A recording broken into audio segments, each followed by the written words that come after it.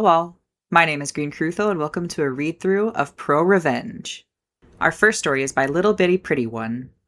You want special treatment? I would love to. Buckle up, this is a long one.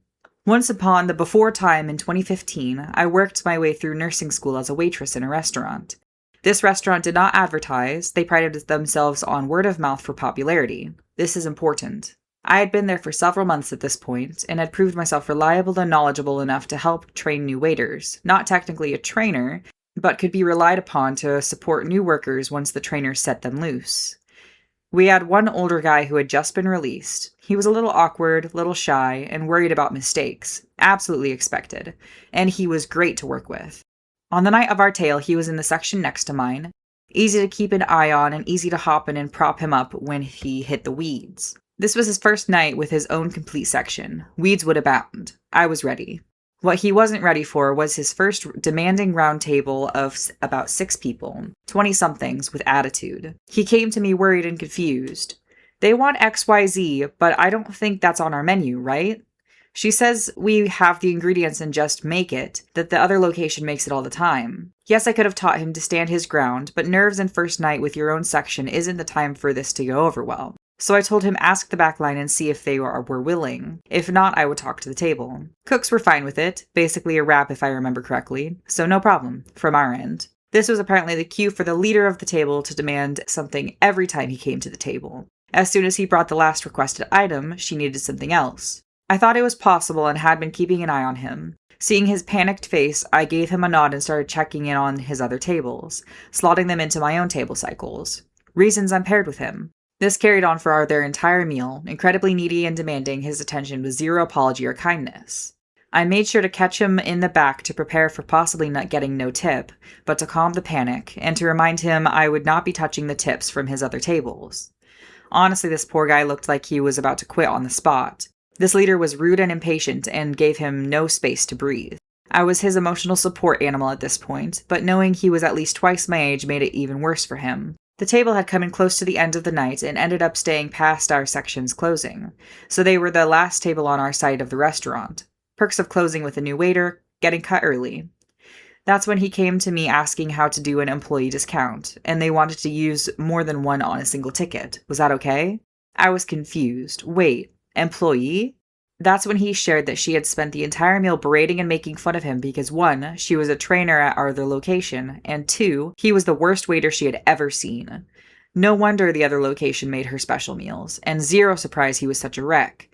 On top of that, she was claiming there were multiple birthdays in the group, so free cakes all around, and she wants the birthday song immediately. To say I was livid is saying lava is warm. I was ready to throw hands for this poor man.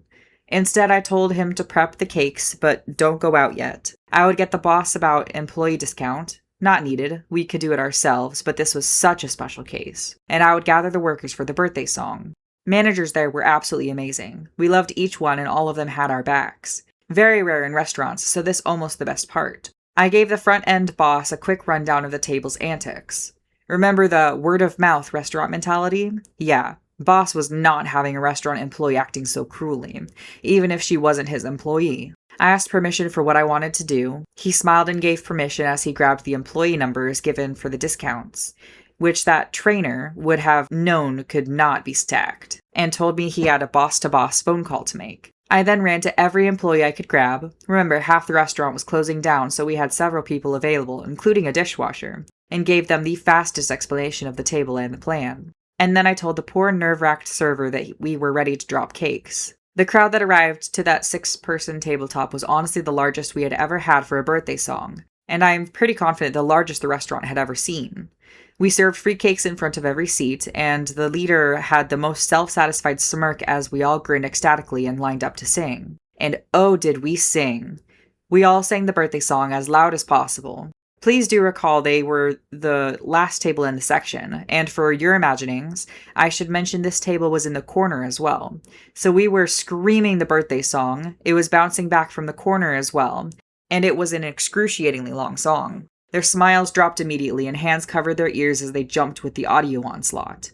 I know it hurt my ears, and that pain is something that still makes me smile to this day. We all stood there, giant group, happily screaming our restaurant's special happy birthday song, and it still warms my heart a decade later. More than that, while we were gathering and planning and destroying eardrums, our boss was making phone calls in the office. Yes, he called her restaurant manager and informed them of her behavior. And no, she didn't get stacked employee discounts. She didn't get her discount at all. I know because I was there when she handed the phone from my front-end manager at the host desk, and when she started to cry and tried to make her excuses for why she shouldn't be fired. But the general manager, one step below owner, since this was a small company with very few locations, had already been called. Her employee number had been shared, and she was done. I'm not psychic. She could have gone back to her home location and convinced someone to hire her back. Anything is possible. But I know how she treated this poor guy. I know I told the tale to my boss. And I know the quiet rage he so rarely touched when it was rage. I would have almost given up joining in that screaming song to be able to hear the phone calls. Almost.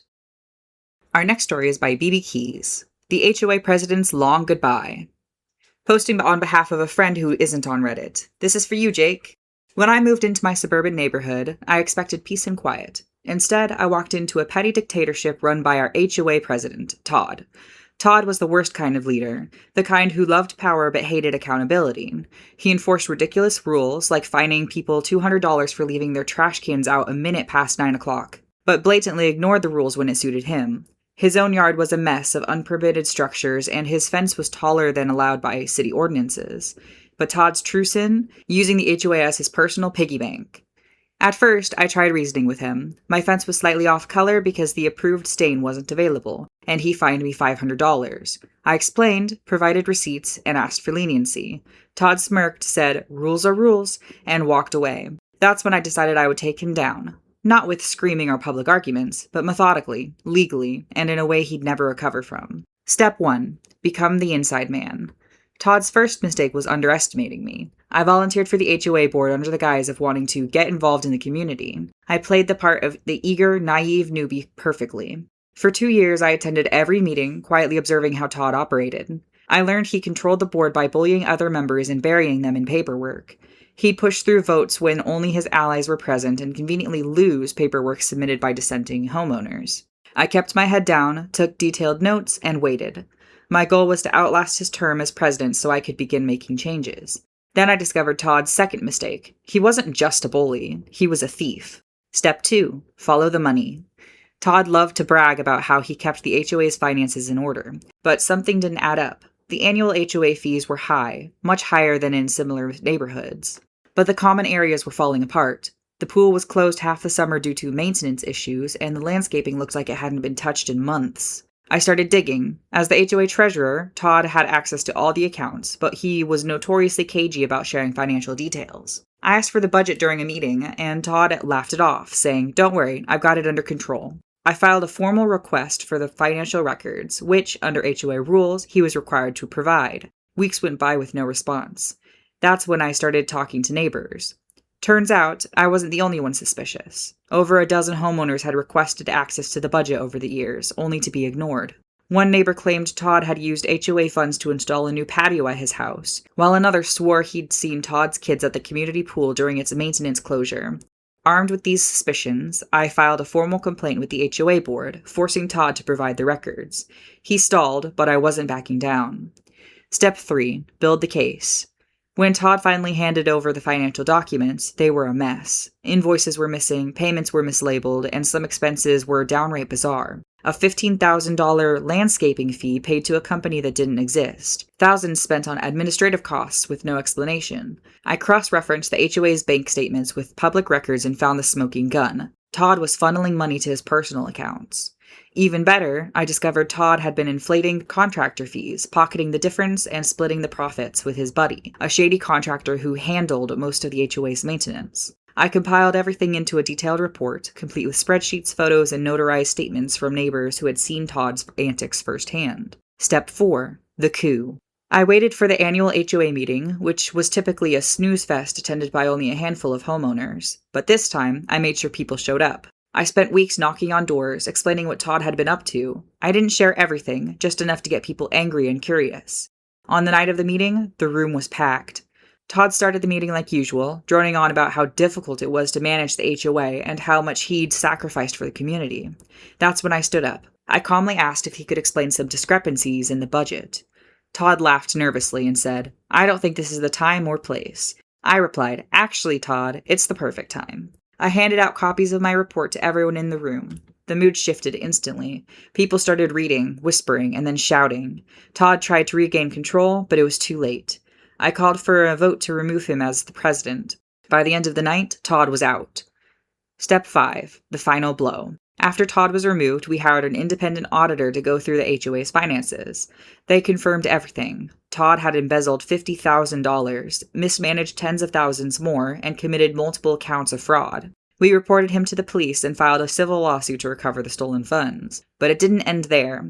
Todd's shady contractor buddy was also exposed and banned from doing business in the county. Todd had to sell his house to pay restitution and legal fees. His name became a running joke in the neighborhood, and no one would touch him professionally. With Todd gone, we reconstructed the HOA to prevent another dictator from taking over. We implemented term limits, required multiple board members to approve financial decisions, and created an online portal so all homeowners could access budgets and meeting minutes. The aftermath. Every time I walk past Todd's old house, now owned by a lovely family, I smile. The pool is open, the landscaping is beautiful, and the HOA fees are lower than ever. Todd, meanwhile, moved to a neighboring town where he reportedly tried to join another HOA board, only to be laughed out of the room when someone Googled his name. Justice wasn't just served, it was plated, garnished, and savored. Thank you all for tuning into this Reddit ProRevenge read-through. If you enjoyed, feel free to like and subscribe as I'll be posting new videos soon.